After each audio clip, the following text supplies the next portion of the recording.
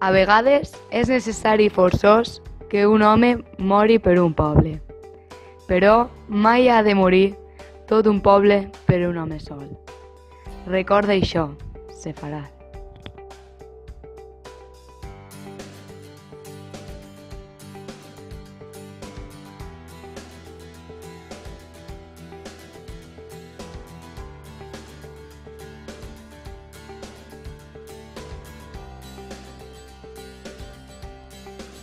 Fes que siguin segurs els ponts del diàleg i mira de comprendre i estimar les raons i les parles dels teus fills.